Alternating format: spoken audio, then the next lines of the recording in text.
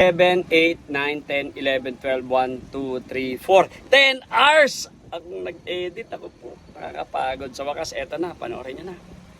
Huwag ka munang mag-scroll. Ikaw naman, no.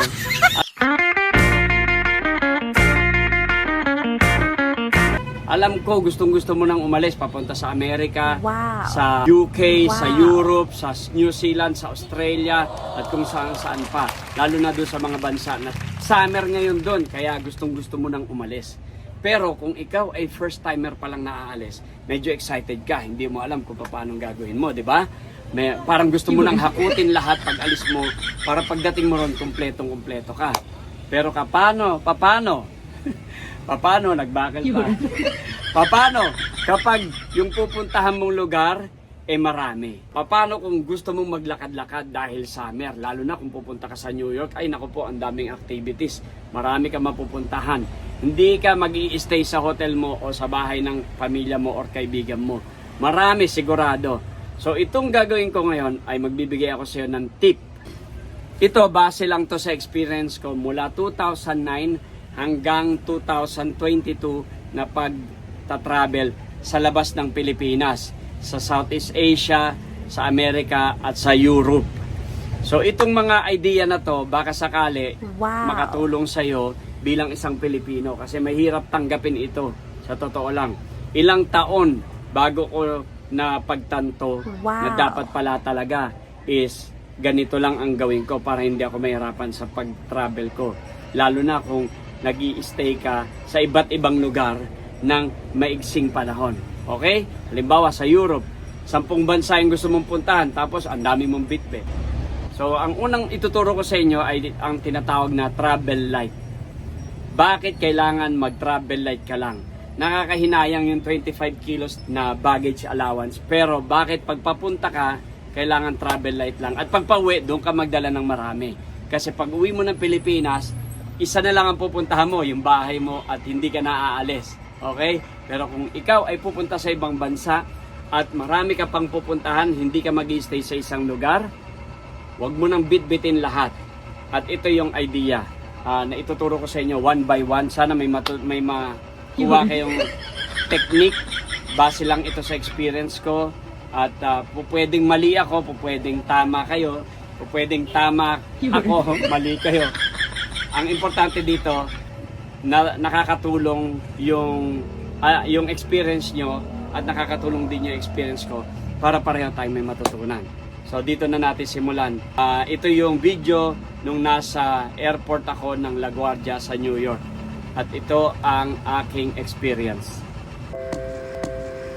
Nung bago pa lang ako na nag-travel, ang dami ko laging dala na bag. Ito makikita nyo, meron akong luggage na andun yung mga main na gamit ko. Tapos meron akong backpack at meron pa akong pulang eco bag na dala. Plus meron pa akong ayan yung belt bag kung saan nilalagay ko yung cellphone, power bank at saka pera, pitaka, ganon. Passport nandyan din.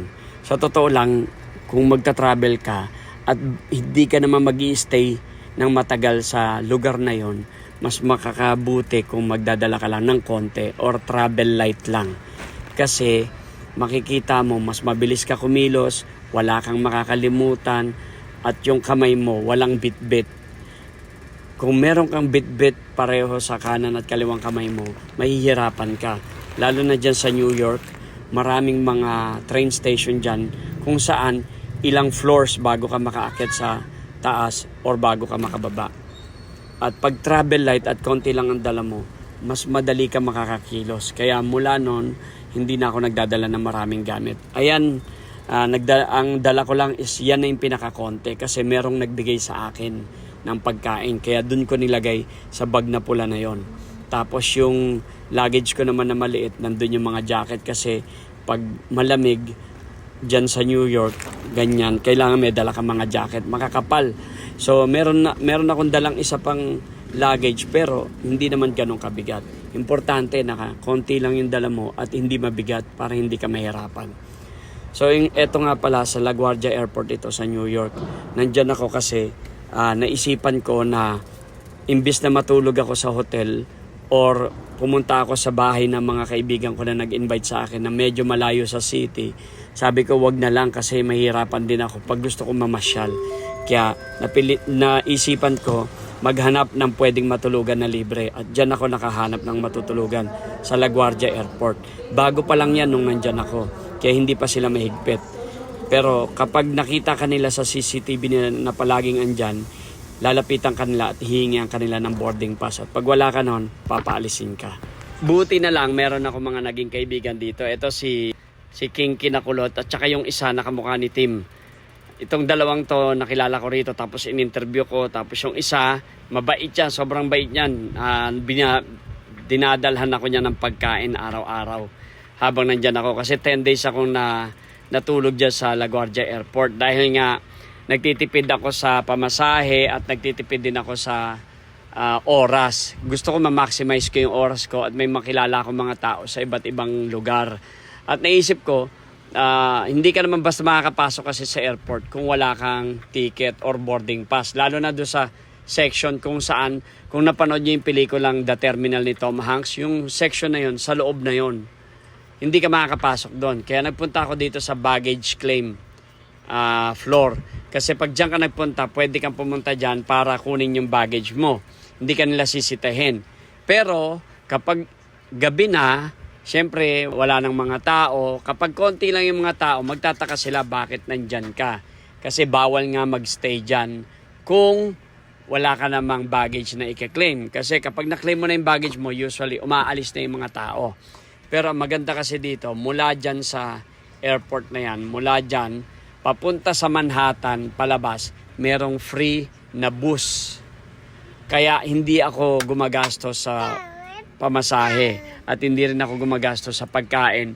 Dahil nga, kada nandyan ako, meron ako mga nakikilala, tapos binibigyan ako ng pagkain. Meron pa nga akong nakilalang isang Pinoy. Kasi nung pagdating ko dyan ko na-discover yung airport na yan, na bago siya.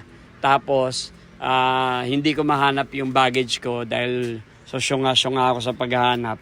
Ang nangyari, nagtanong ako, yung napagtanungan ko Pinoy, tapos binigyan ako ng pagkain. And the rest is next na video na isi-share ko sa inyo. So, kwentong Amerika tayo. Ayan po, sana meron kayong napulot na idea dito sa video first video na pinost ko. At lagi niyong tatandaan, travel light. Huwag kayo masyado magdala ng mga gamit. Huwag niyong dalhin yung buong bahay niyo dahil pag uwi niyo, sigurado madadagdagan yan. Dahil pagdating niyo dyan, lalo na sa Amerika, maraming ukay-ukay dyan. Maraming mga,